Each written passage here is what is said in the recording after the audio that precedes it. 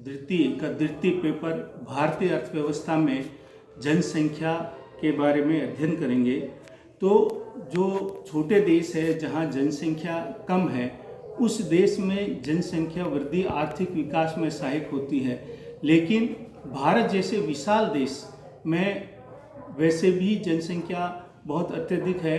विश्व में हमारे जनसंख्या वृद्धि के हिसाब से हम दूसरे स्थान पर है और बहुत जल्द शायद हम पहले नंबर भी पहुंच जाए। तो जो जनसंख्या वृद्धि है वो आर्थिक विकास में कैसे बाधक होती है। किसी देश में सहायक है, जहाँ जनसंख्या कम है वहाँ सहायक है, लेकिन भारत जैसे देश में जो जनसंख्या वृद्धि है वो कौन कौन सी समस्याएं उत्पन्न कर रही हैं, इसके बारे में अध्ययन करेंगे। तो पहली समस्या है बेरोजगारी को बढ़ावा। तो जैसे कि हम देख रहे हैं कि 1 अरब 30 करोड़ जनसंख्या हमारे देश में है। वर्तमान में कोरोना जैसी समस्या है, तो इसमें माना जा रहा है कि लगभग 12 करोड़ लोग जो हैं इससे बेरोजगार हो गए। तो आज अगर हमारी जनसंख्या कम होती तो हमें इतनी बेरोजगारी का सामना नहीं करना पड़ता। जैसे कि हमारे सामने उदाहरण है यूरोप। तो जनसंख्या वृद्धि बेरोजगारी को बढ़ावा देती है। इसके साथ साथ निर्धनता में भी वृद्धि।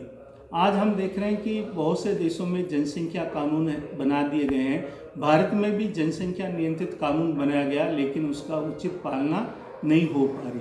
तो इससे गरीबी को बढ़ती है। आज अगर हम एक सामाजिक अध्ययन करें तो जो साधन संपन्न लोग हैं वहाँ परिवार में 1 या 2 बच्चे तक सीमित हैं, लेकिन जो गरीब लोग हैं उनके यहाँ पर 4-4, 6-6, 8-8, 10-10 बच्चे हैं।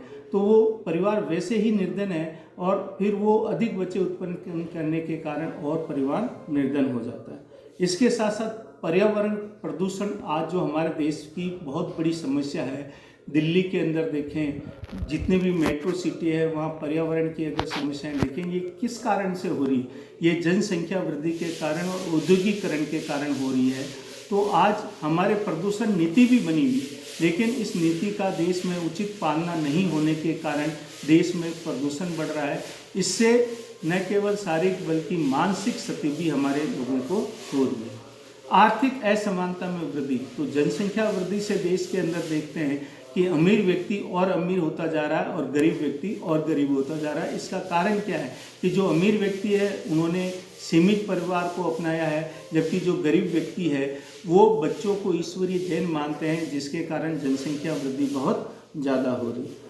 बचत और विनियोग पर प्रभाव इस रूप में पड़ता है कि एक जो गरीब व्यक्ति है या तो वो कृषि पर निर्भर है या फिर उद्योगों में छोटा मोटा रोजगार प्राप्त किया हुआ है, उसकी इनकम कम है और संतान अधिक होने के कारण उसकी बचत प्रवृत्ति बहुत प्रभावित हो रही है, क्योंकि उसको आय का अधिकांश हिस्सा अपने बच्चों के भरण पोषण, शिक्षा, स्वास्थ्य और अन्य कई चीज़ों पर व्यय करना पड़ रहा है। तो उसके पास बचत का बहुत ज़्यादा अभाव पाया जाता है। इसके साथ साथ हम लोग देख रहे हैं कि प्रति व्यक्ति आय कम होना।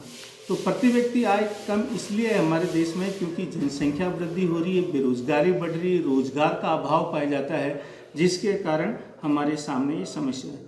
फिर सबसे बड़ी जो समस्या है वो शिक्षा का अभाव। आज भी अगर हम देखते हैं कि हमारे देश में जो शिक्षा है वो 74% है, यानी कि आज भी हम कह सकते हैं कि 26% निरक्षर है। लेकिन इसके साथ साथ हम देखें तो स्त्री पुरुष साक्षरता अनुपात में भी बहुत बड़ा अंतर पाया जा रहा है। आज भी बहुत से समाज ऐसे हैं जो अपनी बच्चियों को या महिलाओं को शिक्षा के लिए वंचित किए हुए हैं। इसके साथ साथ देश की धीमी आर्थिक विकास दर। तो जो हमारे देश की जो आर्थिक विकास की दर है वो बहुत धीमी है। जब तक आर्थिक विकास की दर को तेज नहीं किया जाएगा, जब तक रोजगार के अवसर सृजन नहीं किए जाएंगे, जब तक जनसंख्या नीति को कठोरता से पालन नहीं किया जाएगा, तब तक हमारे देश में जनसंख्या यूं ही बढ़ती रहेगी और इससे आर्थिक विषमताएं देश में उत्पन्न होगी, जिससे आने वाली पीढ़ी इसका भुगतान करेगी।